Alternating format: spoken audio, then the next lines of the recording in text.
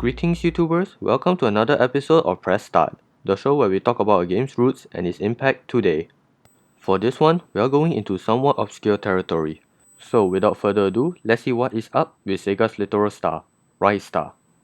When Sonic Team was planning designs for their big competitor against Nintendo, one of the designs was a rabbit with ears that could extend and pick up objects. It didn't work because, well, another design crossed that finish line first.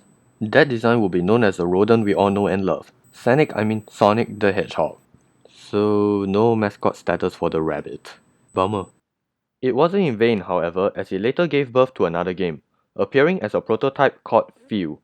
While it still used the concept of grabbing, the rabbit wasn't using his ears, but rather his arms. Eventually, more changes were made, and the main character changed from rabbit to star. In addition, the name changed from Feel to Ristar the Shooting Star, to Dexstar, and then finally hitting shelves as Ristar.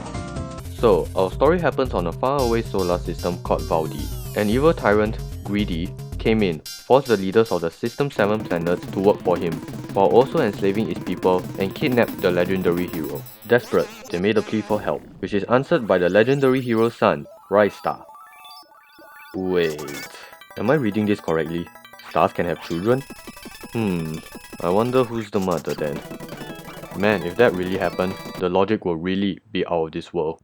Okay, to free the population and liberate his star daddy, Ristar must fight Greedy's minions throughout every planet, restore the leaders, and eventually fight Big Bad Greedy himself. That was the international version of the story. Japan had a slightly different retelling. It basically replaces the legendary hero with a star goddess.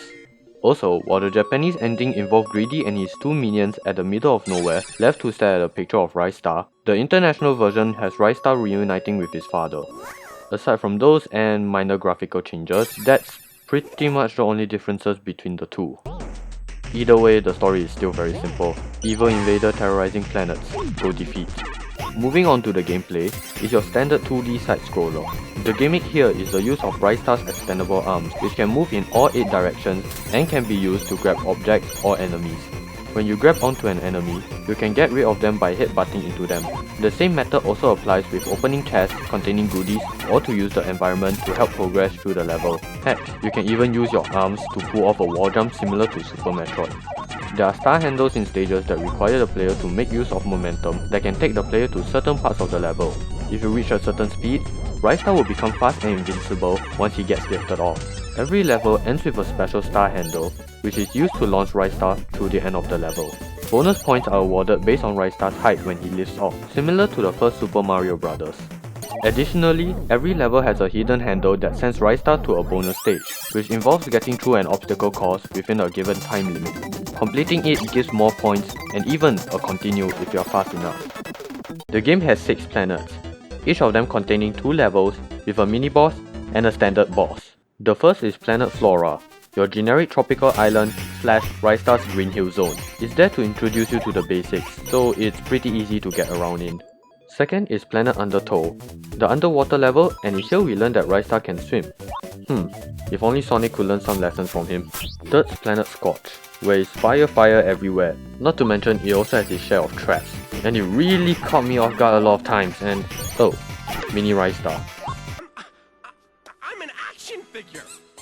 Fourth Planet Sonata, which is a music-inspired level and what many players consider the most creative level. It is also home to the metronome. Okay, you have to take this little guy to the many songbirds in this level, and bringing this thing is such a chore. Cause since you're holding onto it, you're unable to use your arms, somewhat removing the game's main gimmick, but it's a new twist, I guess. The fifth planet Pharaon, which is the ice level, and because of that, lots of sliding will occur. Have fun with that. The sixth is Planet Automation, a mechanical level and the epitome of a difficulty spike. This stage really puts your skills to the test, and boy does it show it. Stage 1 is already hard enough with patterns involving the grabbable ledges and sudden shift to anti-gravity swimming, just go with it. Stage 2? Good grief, it's pretty much a gauntlet of enemies and mini-bosses, and in between them, you have this platforming section which is admittedly not so confusing if you know what to do, but it was tedious when you have really no idea what to do. Anyway, after completing them all, you are facing off Greedy, who has lots of tricks up his sleeve. We are talking starting off with spawning 5 enemies that can move about shooting projectiles, having more of them in the later phases, teleporting really quickly, surprise lightning bolts, and the void. Phew, done. Oh man.